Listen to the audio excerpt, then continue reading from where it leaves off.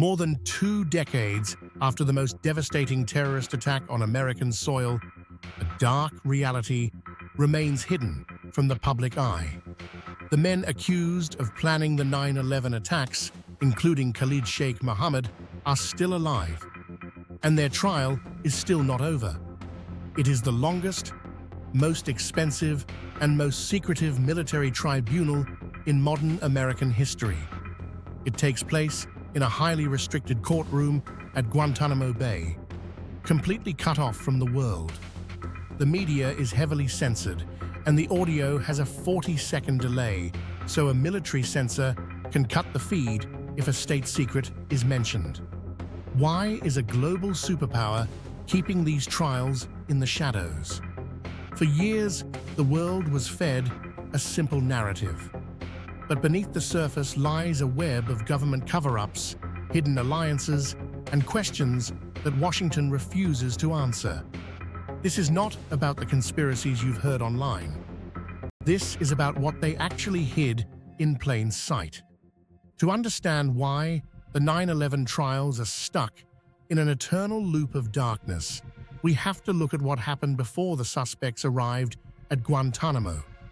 Between 2002 and 2006, the CIA vanished the 9/11 suspects into a global network of secret prisons known as black sites. There, outside the reach of US and international law, they were subjected to enhanced interrogation techniques, waterboarding, sleep deprivation, confinement in coffin-sized boxes. Khalid Sheikh Mohammed was waterboarded 183 times in a single month. And this is where the American legal system broke. Under US law, evidence obtained through torture is completely inadmissible in a court of law. By torturing the suspects, the CIA unwittingly poisoned the legal case against them.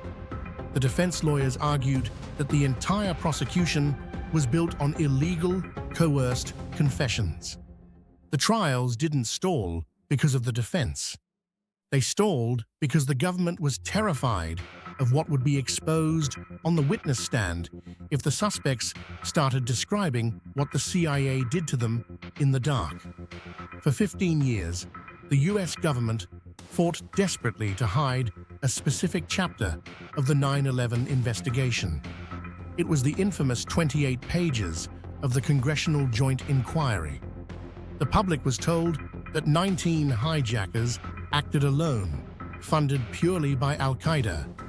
But when the 28 pages were finally declassified under immense pressure from the victims' families, a shocking truth emerged.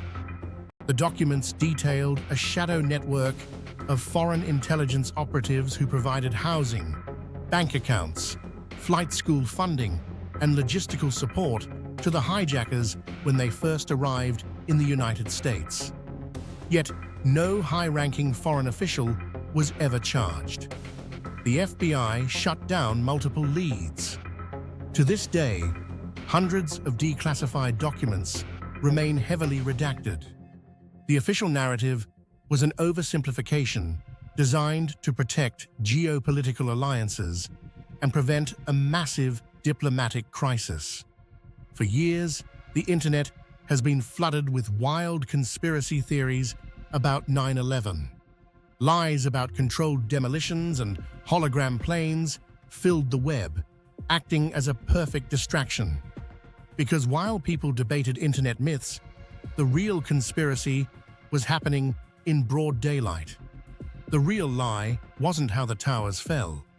The real lie was how the tragedy was weaponized. In the chaotic aftermath of 9/11, the American public was told that the secular regime of Saddam Hussein in Iraq was directly tied to the religious extremists of Al-Qaeda and the 9/11 attacks. It was a calculated falsehood. Intelligence agencies knew there was no connection. Yet, that lie was used to launch a war that cost hundreds of thousands of civilian lives and trillions of dollars. The deception wasn't an inside job to destroy American buildings. It was an outside job to reshape the entire Middle East. True justice requires absolute transparency. But in the case of 9/11, transparency was traded for national security, geopolitical interests, and the protection of government secrets. As long as the trials in Guantanamo Bay remain locked in the dark, and as long as key documents remain blacked out, the full story of 9/11 remains untold. The world remembers the smoke, the fire, and the tragedy.